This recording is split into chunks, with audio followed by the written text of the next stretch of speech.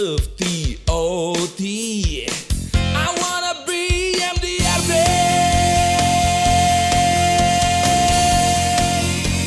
Yeah.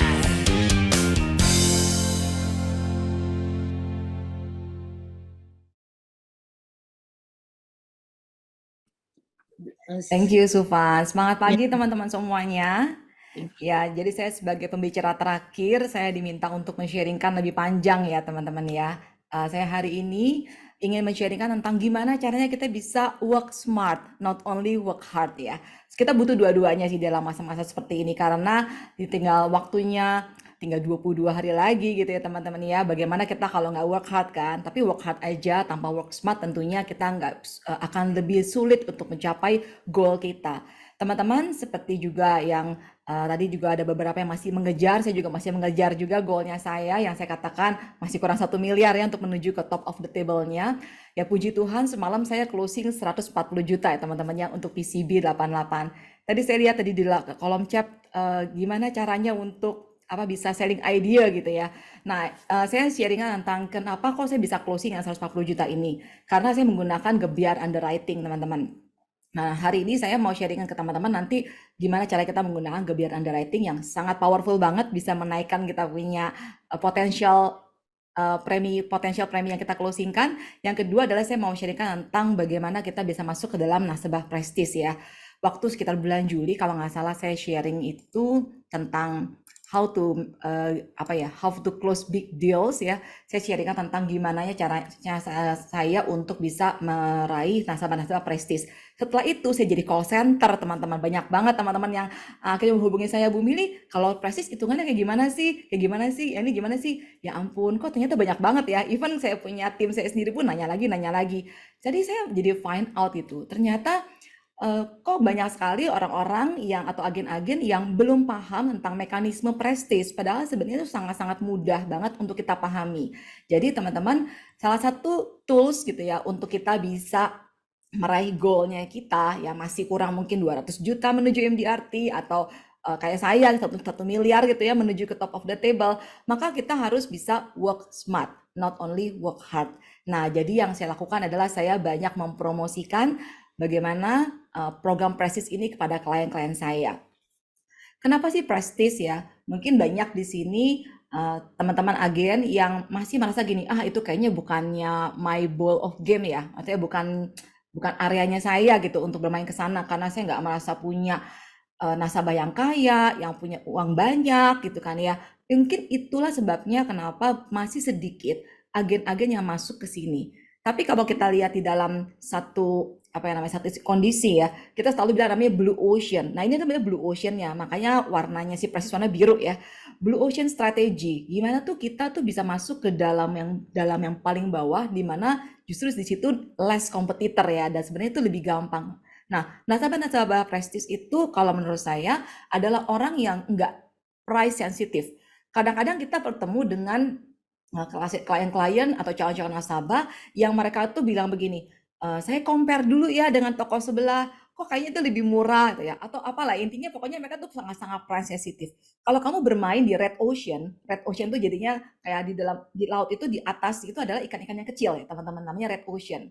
Ya karena kan kena sinar matahari kan, jadi bilangnya red ocean. Yang paling bawah tuh kan nggak bisa tembus matahari karena namanya adalah blue ocean. Nah di red ocean di mana pasarnya itu sangat-sangat sensitif banget dengan harga ya. Jadi mereka itu ibaratnya gampang pindah ke toko sebelah karena soal pricing lah, soal kriteria klaim lah, apalah segala macam gitu ya kan ya. Tapi kalau untuk Blue Ocean mereka tuh nggak bicara mengenai harga, tapi mereka bicara mengenai satu experience ya. Nah saya sharing ke teman-teman tentang apa sih bedanya antara kalau kita itu naik pesawat yang economy class sama business class. Nah, teman-teman saya sharing ya teman-teman ya, saya sih terus terang kalau misalnya beli tiket pesawat ya pasti kelas ekonomi lah. Ya kan? Soalnya bisnis kelas tuh mahal banget ya kan. Jadi naik bisnis kelas itu kalau dibayarin aja gitu kan. Nah, kalau beberapa kali kesempatan dibayarin adalah kalau ketika saya menjadi pembicara internasional ya kan. Karena sebagai pembicara internasional saya tidak dibayar, tetapi dapat fasilitasnya adalah business class. Jadi saya beberapa kali tuh teman-teman mendapatkan kesempatan untuk naik business class, tapi cuma short banget ya, paling cuma kayak 2 jam perjalanan atau ke Malaysia atau misalnya ke Filipina atau ke Vietnam, kan tuh short ya.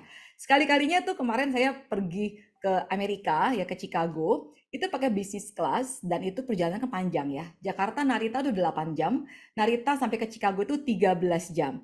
Nah, disitulah saya baru merasakan enaknya bisnis kelas itu ya, karena worth it banget ya. Bayangkan teman-teman kalau misalnya kita perjalanan panjang seperti itu, biasanya nih kalau kita naik bisnis, naik ekonomi kelas ya, kakinya ketekuk, terus udah gitu pegel-pegel, lalu kemudian aduh gelisah ke kiri ke kanan, kadang-kadang juga nggak nyaman untuk tidurnya, karena kita harus tidur sambil duduk ya kan ya. Kita mau didorong ke belakang, mau di reclining ke belakang pun juga ada batas maksimalnya kan. Tapi dengan business class, kamu tuh bisa reclining atau bisa menyandarkan, kamu punya kursi sampai benar-benar flat seperti tempat tidur gitu kan. Nah, jadi di dalam pesawat business class yang saya perjalanan kemarin ke Chicago itu, baru tuh saya merasakan bahwa ini ya enaknya business class di mana jadi saya berasa seperti kayak tidur aja gitu. Saya berasa kayak ya udah kayak nyaman kayak di kamar, bisa tiduran gitu kan. Udah gitu nanti kerja, lalu kemudian dia tiduran lagi, udah gitu makan, toto nyampe gitu kan. Dan jadinya nggak pakai jet lag. Ya inilah baru saya mengerti ternyata tuh orang berani bayar kelas bisnis kelas yang bisa 3 kali harganya ekonomi kelas karena kenyamanan ini. Ya, terus saya lihatin orang-orang muka-muka yang ada di dalam bisnis kelas itu ya. Ini orang muka-mukanya ini sebenarnya muka kayak gimana ya? Sebenarnya sama juga manusia biasa gitu kan. Jadi sebenarnya itu juga hal yang sama kalau kita melihat prospek. Kadang-kadang kita begini, yang mana sih yang orang kaya, yang mana sih orang yang bisa memberikan pada kita tuh premi besar? Mukanya sama teman-teman, mukanya sama. Jadi mereka adalah sama-sama human juga gitu kan. Jadi teman-teman bukannya mencari makhluk luar angkasa ya untuk bisa mendapatkan orang-orang yang bisa masuk ke dalam prestis. Nah, jadi yang dijual oleh si bisnis kelas ini adalah sebuah kenyamanan, sebuah prestis ya. Menurut saya sih lebih ke kenyamanannya ya. Prestis juga iya karena kan kalau misalnya ekonomi kelas ngantri ya kan, kalau yang bisnis kelas tanpa antrian ya karena masuk duluan. Nah, sebenarnya itulah konsep yang dilakukan oleh Prudential. Kenapa Prudential tuh mengadakan apa yang namanya tuh prestige client. Program ini baru sekitar 2 tahunan ya diadakan oleh Prudential dan saya sangat menyambut gembira dengan program ini karena ini adalah the way for me to apa ya upgrade my level untuk ke level ke atas gitu kan. Nah, jadi caranya gimana? Sebenarnya caranya Prudential untuk melakukan namanya program prestis ini sangat gampang. Lebih gampang bahkan ketimbang kalau dengan bank ya. Kalau misalnya di bank nasabah prioritas itu kayak di BCA harus punya saldo tuh 500 juta. Kalau di Prudential dia hitungnya juga 500 juta, tapi ada ataunya ya kan. Atau akumulasi UP selama dari seluruh keluarga ya, seluruh keluarga loh ya teman-teman ya, sebanyak 10 miliar. Jadi sebenarnya angka 10 miliar itu bukan ada sendiri loh, tapi bisa juga si ayah tambah si ibu tambah si anak satu tambah anak yang kedua total-total 10 M. Jadi kira-kira kan satu orang sekitar 2 atau 3 M aja itu sudah bisa membuat nasabah kita prestis. Nah, jadi itulah teman-teman saya mempromosikan program prestis ini kepada klien. Gimana cara masuknya? Cara masuknya itu gampang banget ya. Jadi saya berbagai macam pintu saya masuk ya. Sebagai contoh nih, saya bilang sama klien saya, halo, gitu ya, bilang Pak, gimana kabarnya? Sehat selalu ya. Gitu. Anak-anak gimana? Lagi ujian kan? Oh ya, by the way, Bapak saat ini sekarang ini Prudential tuh punya program untuk nasabah prestis seperti nasabah prioritas kayak ada di bank. Nah, nama Bapak itu masuk ke dalam list potensi prestis. Nah, saya screenshot namanya tuh teman-teman. Jadi kalau di dalam Proofforce, teman-teman masuk ya ke dalam dashboard ya. Dashboard itu teman-teman ada yang namanya itu prestis, nasabah prestis di situ ya, prestis klien. Teman-teman akan klik di situ, teman-teman akan lihat teman-teman punya nggak nasabah prestis. Berapa banyak yang potensial. Saya sendiri saya punya 6 nasabah prestis, saya punya 4 yang potensial.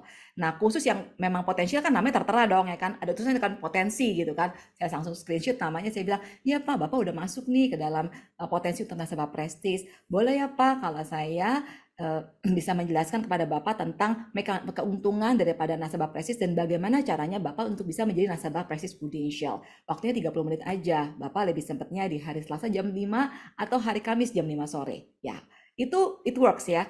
Terus cara yang kedua saya bilang begini, Oh ya, bagaimana kabarnya? Udah ngomong bla bla bla bla. Setelah selesai bilang ini, akhir tahun itu adalah saat yang tepat untuk kita itu melakukan evaluasi. Termasuk juga kita untuk mereview portfolio dan aset kita, ya kan? Termasuk juga di dalamnya aset-aset asuransi. Boleh ya kalau misalnya saya kita ketemuan 30 menit untuk saya membantu untuk portfolio aset-aset kamu. Ya, sebenarnya saya akhirnya mengajak klien-klien kita tuh untuk melihat bahwa ketika dia tuh punya aset banyak kan ada yang di deposito, ada yang di reksadana, ya pindahkanlah sebagian gitu loh untuk di asuransi ini karena kan asuransi adalah juga aset. Nah, itu juga saya dapat appointment. Jadi mendapatkan appointment itu udah kita mencoba untuk memberikan satu benefit apa nih buat mereka jadi sehingga mereka tertarik gitu kan ya. Nah, terus ketika saya menjelaskan tentang nasabah prestis ini nggak selalu closing dan kadang-kadang closingnya nggak langsung 10 miliar. Tapi paling nggak klien saya itu bisa punya satu goal, tujuan kemana dia memang mau prestis. Sebagai contoh adalah saya di dalam awal tahun ini saya closing buat anaknya ya. Jadi ini suami istri udah jadi nasabah saya. Kemudian setelah punya anak mereka masukin babynya, ya kan. Nah pada waktu di bulan Januari saya jelaskan tentang nasabah prestis ini. Tapi pada waktu itu dia ngambil cuma untuk babynya aja gitu kan ya. Dan memang belum nyampe gitu kan.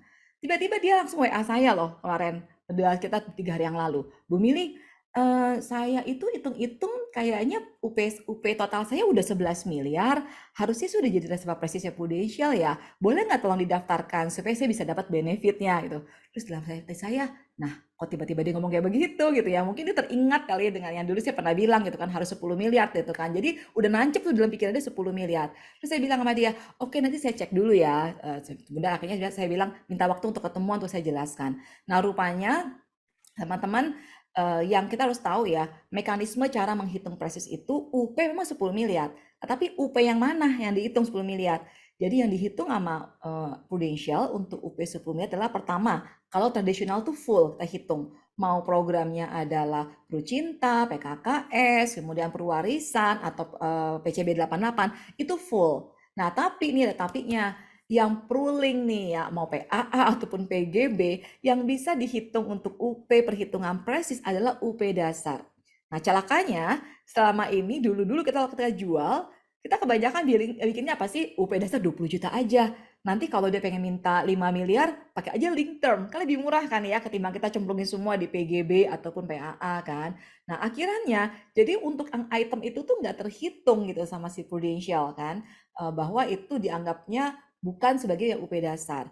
Nah, jadi si klien saya yang tadi kakunya dia bilang dia punya 11 miliar, karena dia ngelihat dia punya PGB-nya dulu dia punya 5 miliar gitu kan. 2,5 M untuk link term, 2,5 M untuk critical illness. Dia memang beli PCB cukup banyak karena saya, buat istrinya juga. Nah, makanya dia merasa kayaknya dia udah harus prestis nih. Tapi ya nggak apa-apa, saya hanya pakai waktu untuk saya jelaskan kepada dia tentang bagaimana sebenarnya cara perhitungan prestisnya. Jadi saya cerita, saya jabarin semuanya bahwa oh ini loh, kamu tuh baru dihitungnya 5 miliar 40 juta untuk perhitungan prestis. Kenapa? Karena yang menjadi UP dasar kamu adalah 5 miliar 40 juta terdiri dari dari PGB kamu yang ada 2 tuh ya, ada 20 juta tambah 20 juta, terus kamu masih punya PCB dan PCB buat suami kamu atau istri kamu gitu ya. Jadi suami dan istri total 5 miliar 20. Nah, memang ada 6M, tapi itu sebenarnya riders. Nah, itu nggak bisa dihitung. Nah, saya bantu ya gimana caranya biar kamu bisa masuk ke dalam program prestis. Akhirnya saya buatkan adalah perwarisan ya karena dia memang udah banyak PCB, saya kasih ke perwarisan. Usianya baru 32 tahun, teman-teman. Can you imagine? Jadi bukannya berarti prestis itu harus usia 50, 60, enggak. Yang masih umur 32 juga punya duit gitu kan. Dan kita bisa prestiskan dia. Tadi saya tawarkan untuk perwarisan itu 5 miliar. Untuk usia dia 32 tahun, premi 87. Terus langsung dia bilang gini, aku jadi tertarik Bu Mili, dia bilang, coba tapi dibikinin juga kalau buat istri saya gitu. Mungkin kami bagi dua antara saya sama istri saya gitu kan UP jiwanya. Nah istrinya kalau 5 miliar itu lebih murah ya, 71 juta bahkan gitu kan ya. Saya belum closing case ini, tapi dia sudah ada buying signal, dia bilang dia akan discuss nanti mau dibaginya gimana gitu kan. Nah jadi cara kerjanya kita tuh seperti itu teman-teman. Kita tuh bisa mempunyai satu kayak menancapkan goalnya dulu kepada klien kita udah promosikan dulu, kita sudah kasih mereka tuh visi ke depan. Ini loh, kalau kamu punya 10 miliar di Prudential, kamu akan jadi nasabah prestis. Kalaupun misalkan saat ini dia itu closingnya itu belum mencapai 10M, tapi itu sudah nancep di pikiran dia. Aku mau jadi nasabah prestis, aku mau jadi nasabah prestis. Nah, itu ya teman-teman ya. Makanya kalau kita harus ngulang, ngulang, ngulang, ngulang gitu kan. Seperti kayak sekarang teman-teman nih, MDRT, MDRT, MDRT, MDRT.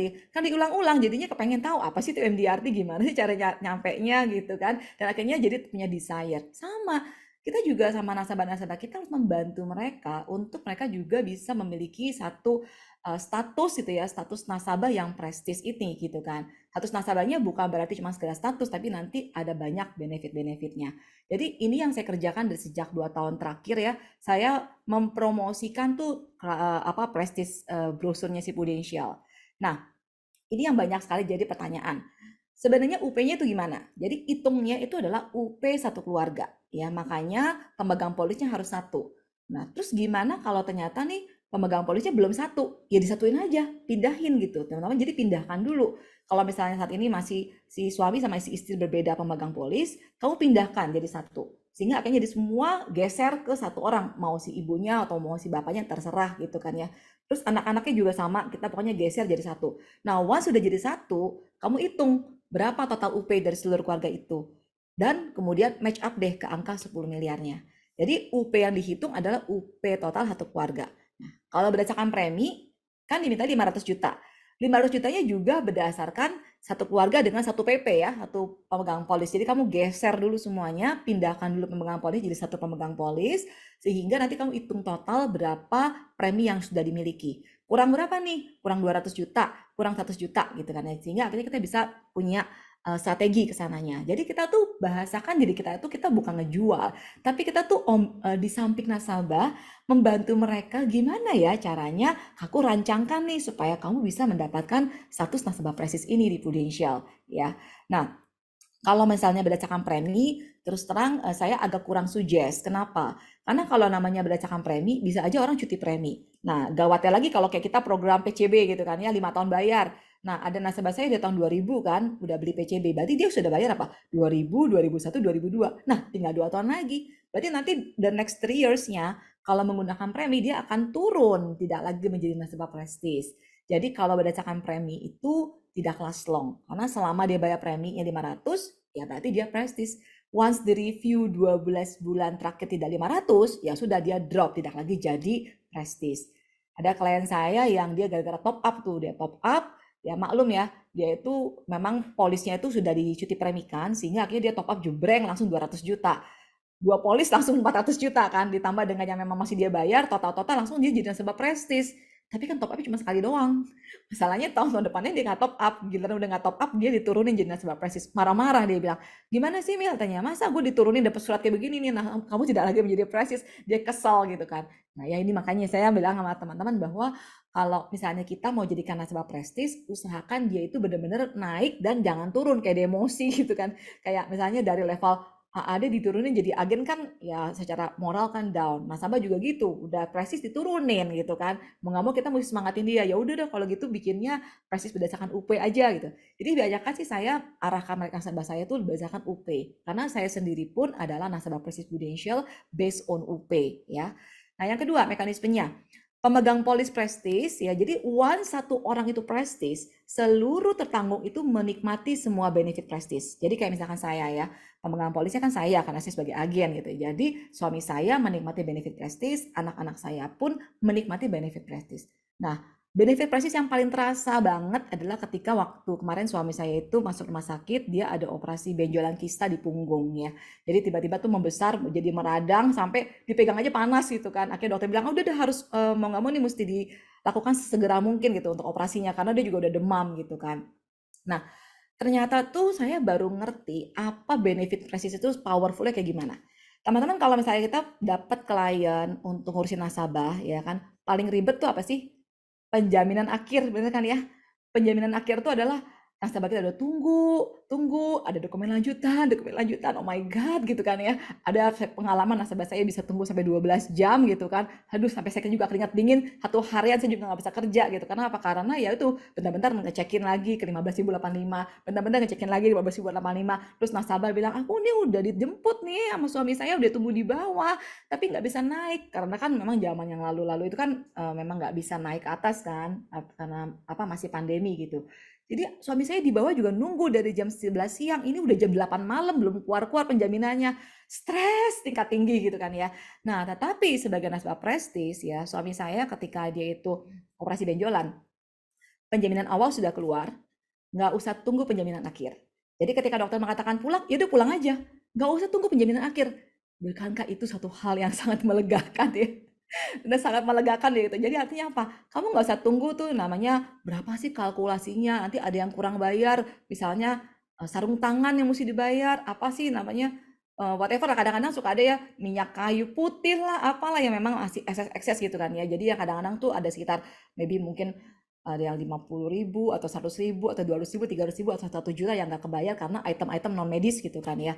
Nah, untuk nasabah prestis tidak perlu menunggu jaminan akhir. Nah, ini kalau menurut saya tuh sangat-sangat benefit banget gitu. Sehingga akhirnya saya juga encourage klien-klien saya tuh bisa punya prestis. Karena once mereka punya prestis, aku sebagai agent pun juga nggak repot ngurusinnya kan kalau klaim gitu ya. Jadi satu PP prestis semua tuh nikmatin ya. Jadi anak-anak saya ya belum pernah klaim sih ya, tapi intinya adalah semua akan mengikuti, akan menikmati semua benefit prestisnya.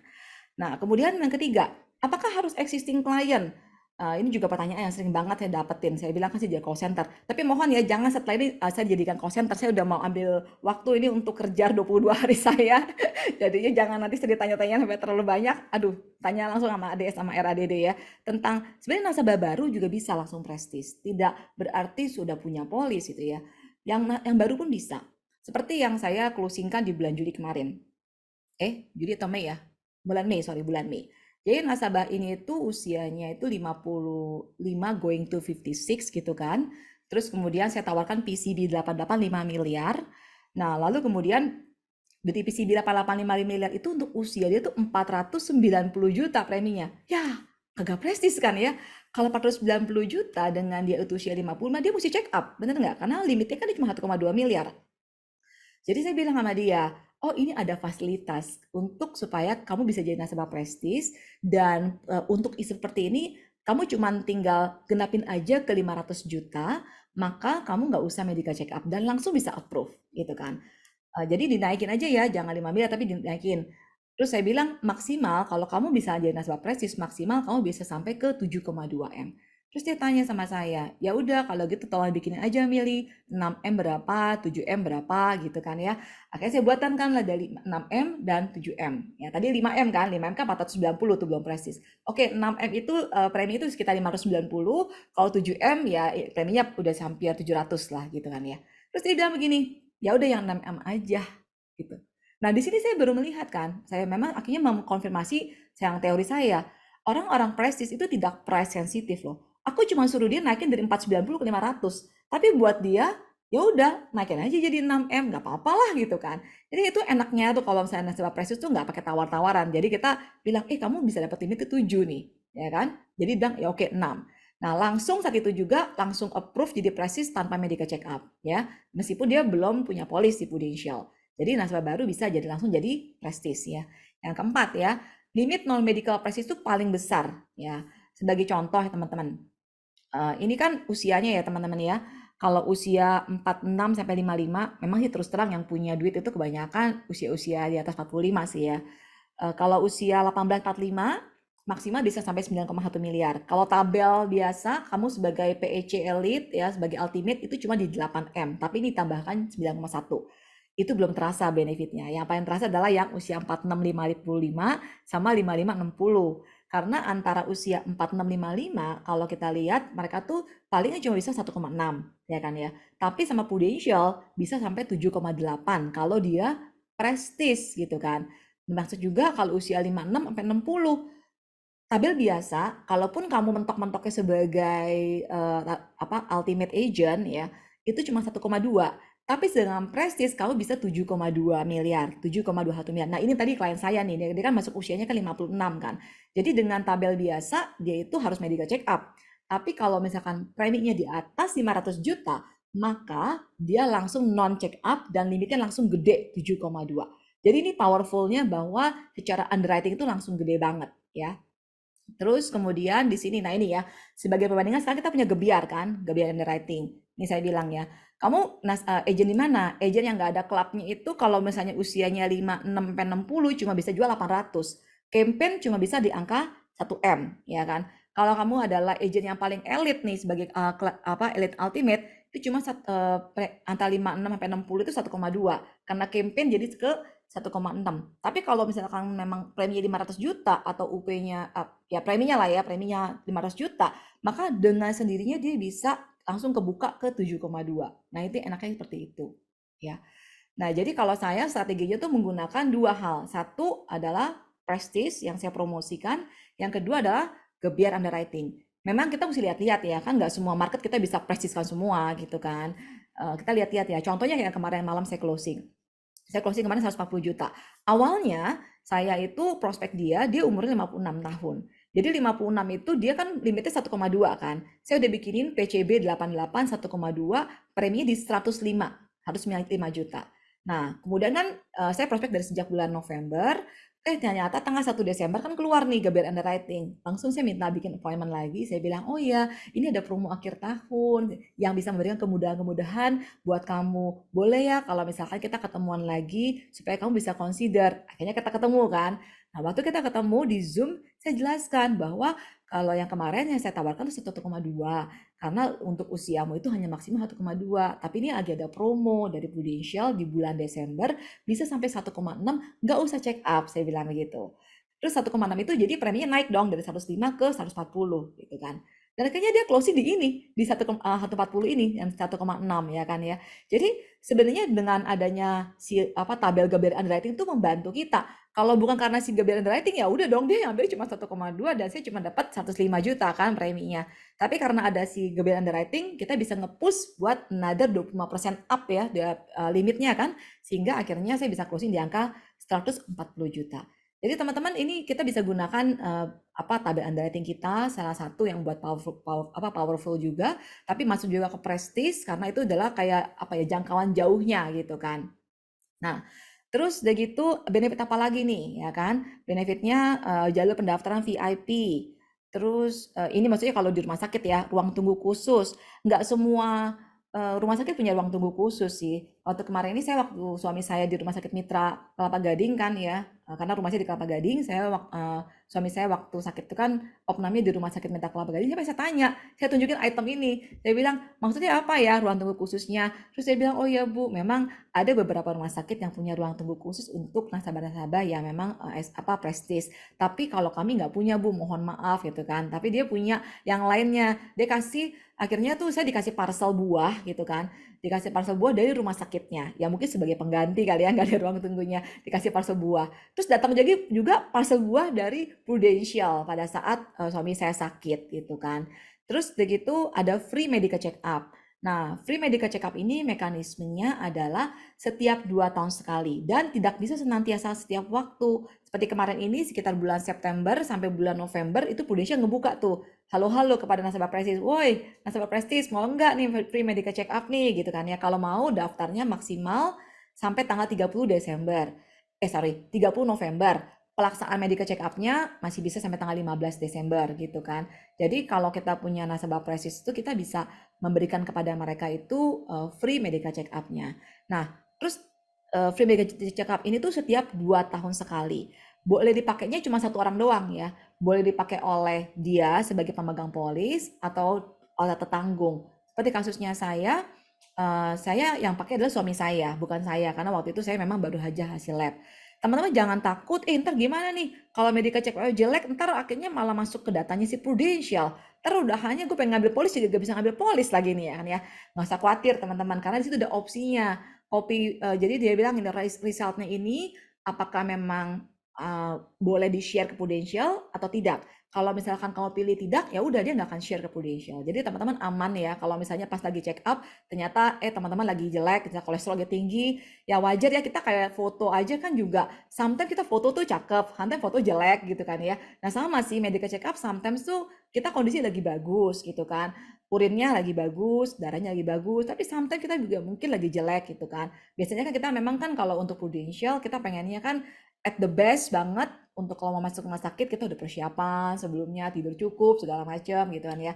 Nah, tapi kalau untuk yang free medical check up ini teman-teman nggak suka khawatir karena hasil daripada free medical check up itu nggak ditembuskan ke Prudential kalau kamu nggak kasih aksesnya. Jadi artinya ada pilihannya kalau di dalam formnya ya. Semua ini kok saya tahu sih detail karena saya adalah nasabah prestis, saya mengalami. Jadi teman-teman saya encourage kalau kamu pengen jadi nasabah memiliki nasabah prestis, jadilah diri kamu tuh sebagai nasabah prestis. Karena kamu bukan ngomong secara teori, tapi kamu bisa berdasarkan pengalaman. Nah, keistimewaan lainnya ada welcoming gift ya, itu pasti. Jadi kalau nasabah-nasabah saya yang sudah prestis ya, by the time dia sudah jadi nasabah prestis tuh saya akan ngecek gimana, udah terima belum welcoming gift-nya gitu kan. Belum terima. Oh ya ditunggu aja ya, karena biasanya dalam 1 bulan akan dikirimkan. Birthday gift gitu kan akan dikirimkan juga, sama undangan eksklusif untuk prestigious event. Beberapa kali suka ada ya kita dapat webinar-webinar. Webinar-webinarnya pasti itu bagus-bagus loh, dan juga pembicara juga bagus. Topik-topiknya juga elegan, kebanyakan ngomongin tentang warisan, ya tentang legacy, atau tentang topik kesehatan. Jadinya tuh kita gampang ngebawa mereka gitu, karena topik-topiknya relevan lah gitu kan buat mereka. So, teman-teman, sebagai kesimpulan ya, biasanya yang saya kasih tadi itu kan panjang banget ya. Jangan kasih kayak begitu sama klien, puyeng lagi. Ini kan saya ngomongnya sama kamu, sama kalian sekarang buat ngajarin kan. Bukan ngajarin sih, buat sharing kan ya. Tapi kalau sama klien, saya kasihnya 1 halaman ini saja ya. Seperti kayak saya untuk kemarin ini buat dapetin janji temu, saya langsung jebretin ini, jebreng gitu kan. Halo, selamat pagi Pak, gimana kabarnya? Iya Pak, Bapak nih udah masuk ke kita punya program. Saya bilang nih Prudential punya program prestis. Terus Bapak sudah masuk ke dalam list potensi prestis. Langsung saya jebretin kan namanya. Pak, mohon minta waktunya ya Pak untuk saya jelaskan tentang keunggulannya apa saja menjadi nasabah prestis dan kemudian caranya seperti apa. Saya screenshot ininya, saya taruh ke dalam WhatsApp. Dan akhirnya saya dapat appointment untuk besok hari Sabtu ya, gara-gara hal itu. Jadi kadang-kadang tuh sometimes tuh nasabah tuh harus ada visualnya, nggak cuma ngomong doang. Kalau cuman kayak ketik itu tuh mereka kayak kurang menarik ya. Tapi waktu saya kasih kayak begini langsung wah apa nih gitu ya. Nah ini teman-teman bisa bisa screenshot ya, dipegang ya.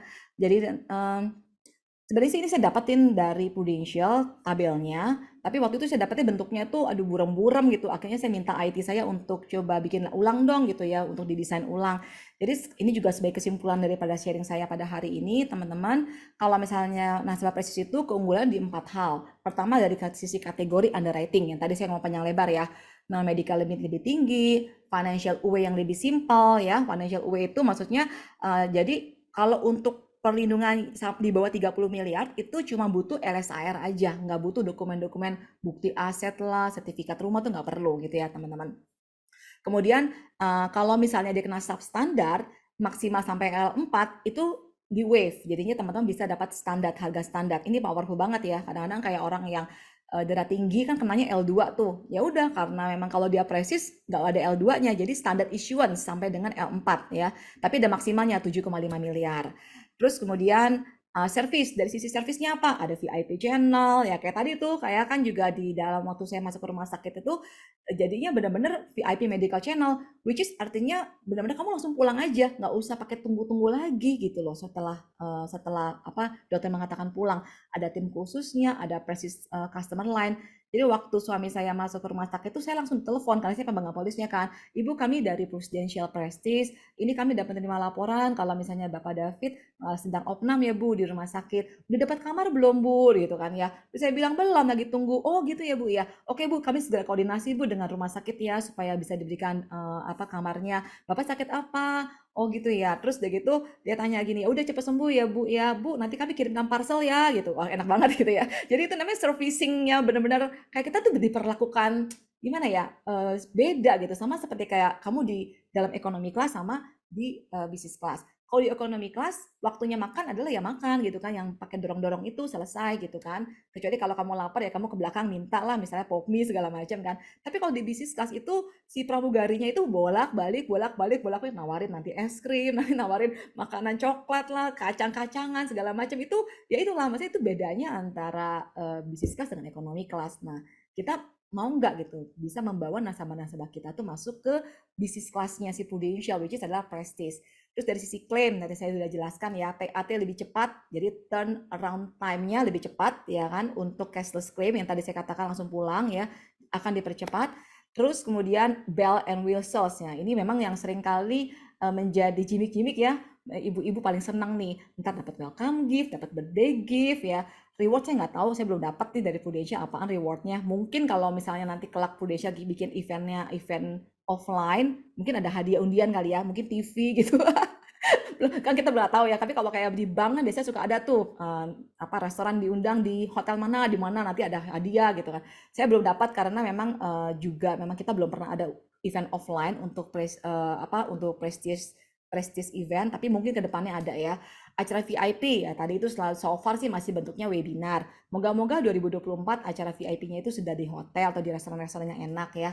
Sama satu kali free medical check up. So, teman-teman banyak sekali keunggulan-keunggulan yang diberikan untuk nasabah prestis yang bisa kita gunakan teman-teman untuk attract orang itu untuk bisa menjadi nasabah prestis. Saya gunakan hal ini untuk akhirnya bisa mendongkrak saya punya open case saya ya. Jadi open case yang saya yang tinggal 20-an harian ini teman-teman ya, saya kombinasikan antara gebyar underwriting yang saya memang promosikan sekaligus juga mana ya nasabah-nasabah saya yang memang prestis. Ada juga sih nasabah-nasabah yang sebenarnya nggak ada di dalam list potensi prestis gitu kan, memang belum masuk ke dalam list potensi prestis, tapi kita tahu dia punya kemampuan dan dia masih ngambil sedikit sama kita, ya kita bilang, Pak, Bapak masuk ke dalam list potensi prestis gitu kan, meskipun namanya tidak tertera, ya nggak usah di screenshot. Kalau namanya ada kita screenshot ya, tapi kalau misalnya namanya nggak ada, bilang aja bahwa Bapak masuk ke dalam potensi prestis. Saya minta waktu ya Pak untuk menjelaskan semua itu. Teman-teman, jadi salah satu kunci kalau misalnya kita itu pengen berperang, kita harus memperlengkapi perlengkapan kita dan kita tahu gimana cara menggunakan senjata kita ya. Jadi kamu bayangin kalau kamu perang, kamu nggak tahu gimana cara menggunakan pistol kamu, ya gimana caranya kamu bisa berperang kan. Jadi kamu harus pastikan kamu ngerti cara gunain pistol kamu, jadi cara menggunakan senjatanya. Harapan saya, sharing saya yang 30 menit ini bisa memberikan pada teman-teman pemahaman tentang gimana caranya teman-teman bisa punya satu skill, satu knowledge gitu ya, satu confident juga untuk bisa meraih nasabah-nasabah prestis.